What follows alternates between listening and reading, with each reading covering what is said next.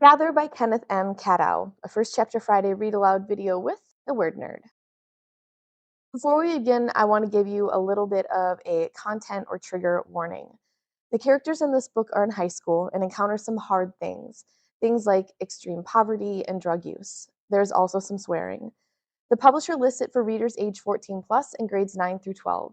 Teachingbooks.net lists it for grades 7 through 12. You know yourself, you know your class, you know your school. It's up to you if you'd like to keep reading. I feel the first chapter is a good sample of the entire book. If the content in this first chapter is not too much for you, then the rest of the book won't be either. As for me, I didn't find anything overly graphic that would keep me from reading, and I'm kind of a wimp. This book does not have an assigned reading level yet, either for ATOS or for Lexile. Now that you know all this, let's jump in. As you listen, play along. Watch for the story quote that will appear on screen. Write it down word by word, and then follow the instructions given to you by your teacher. Stay all the way to the end to see if you've written it down correctly. Hi, my name is Amanda Zieba. Welcome to my channel, Learning with the Word Nerd, and another First Chapter Friday video. This week I'm going to be reading to you from Gather by Kenneth M. Cadow, and I know we're just like barely into 2024, but I can tell you that this is my favorite book I have read so far this year. And I've already told you guys before that I'm not a big dog lover. I don't even super love animals in general, and a lot of this book is about a dog, and I can still tell you that I loved it. I loved it, loved it. So if you're someone who loves dogs, you're going to love this book perhaps even more than I did, which is a whole heck of a lot. Just starting off, look at how gorgeous this cover is. And when you hold it in your hands, it's even more beautiful in person. But it totally pulled me in. I first heard about this book because it won a bunch of awards this year. It was a National Book Award finalist. It also was the Michael L. Prince Award winner this year for 2024. And it's just so great. It is unlike any other book that I've read before, which as somebody who aspires to write books, who does write books, that's really cool because so often we try to do things like other people have done, and this book doesn't do that. It does something totally different, and you'll see what I mean when we get into it, and the more time you spend with it. And it's another thing I love about it is I keep thinking about it. Even though I finished this book weeks ago, I still am pondering the characters and their actions and the outcomes. I think of them like friends, which is to me the sign of a really great book. So let me read you the inside jacket flap. That's where we find the blurb on a hardcover book. And then we will dive into the super, super short chapter 1. Ian isn't supposed to have a dog, but a lot of things that shouldn't happen end up happening anyway. And Gather, Ian's adopted pup, is good company now that Ian has to quit the basketball team, find a job, and keep an eye on his mom as she recovers from the back injury she got at work. Ian is great at a bunch of things that aren't great in school. He can track a deer, he can fix a small engine and rewire a vacuum cleaner in no time flat. He will do all of that and more to keep his family afloat and to hold on to their land. When a shocking turn of events sends Ian and Gather on the run, Ian's got to put all his practical skills to use. The stakes are high and the path forward looks tough, but if there's one thing Ian knows how to do, it's survive. One other cool thing I want to tell you before we dive into this book is that the author, this is his very first book, it's called a debut when it's your first book, debut, and he's a teacher, which I know the teachers in the audience will love. I used to be a teacher. I mean, I still am. I used to be a middle school teacher.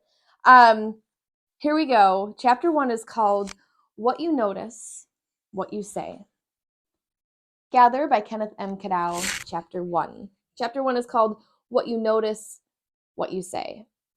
You see people doing things they shouldn't. Sometimes you mind your own business.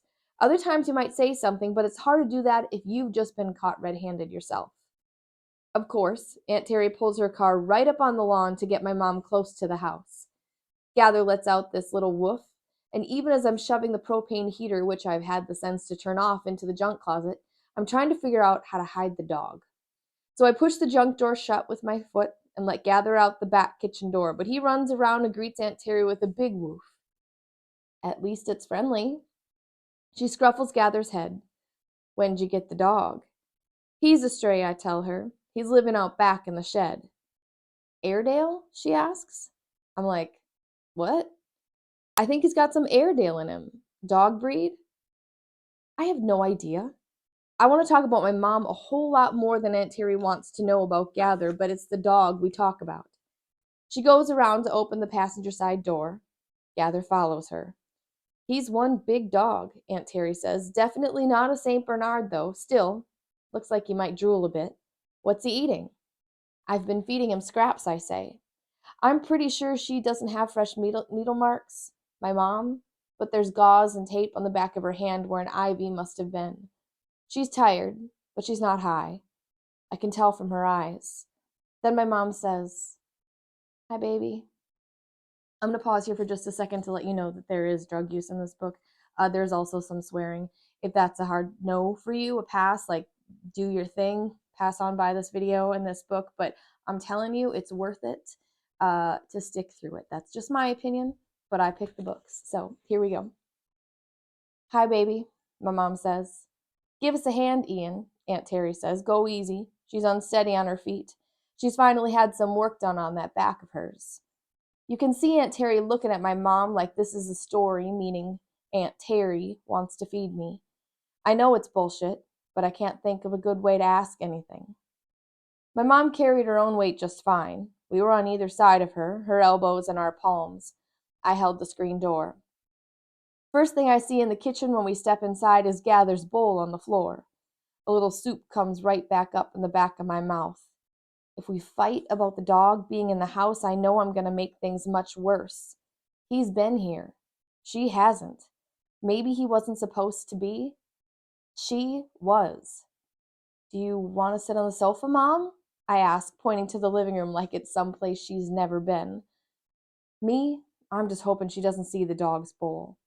Terry says it's a good idea, the sofa, and if either of them see the dog bowl, neither said so. They didn't say anything either when they saw that the needle was right where they left it. Neither did I. I asked my mom if I could get her a glass of water. She said yes, and when I was in the kitchen, I took care of Gather's bowl, made sure that the heater hadn't caught the closet on fire, and poured the rest of my soup right down my own gullet. When I came back into the living room with the water, the needle was gone. And the dog's bowl was gone. I guess we had an agreement about saying nothing, but my whole mind was like mud season, trying to figure out how to get any traction on finding out about the last few days. Because here's how you have to think about it. Things might suck, but if you get people all riled up, you're only going to make it a whole lot worse. So much happened, both with the dog and my mom. I guess if there was one thing I learned from Aunt Terry that's worth remembering, it's just easier to talk about the dog. A dog that big is bound to get you in trouble worth telling about, so I'm going to back up a few days.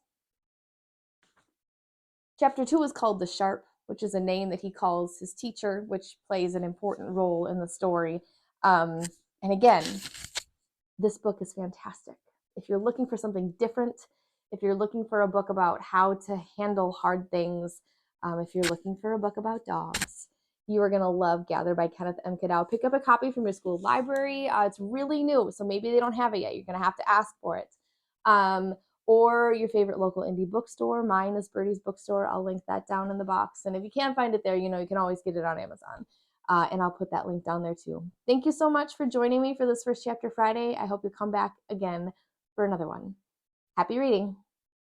This week's mystery quote says, "When you think you're all done with telling, you'd be surprised what people still want to know."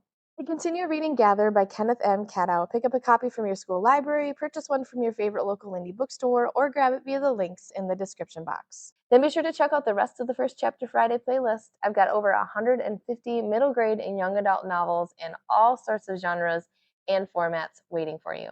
Finally, if you want to hear from the author directly, check out this quick video clip from him that I found on teachingbooks.net. Thanks so much for visiting my channel, Learning with the Word Nerd. I hope you'll come again for more First Chapter Fridays, brain breaks, direct teaching videos, and more. I'll see you again next time.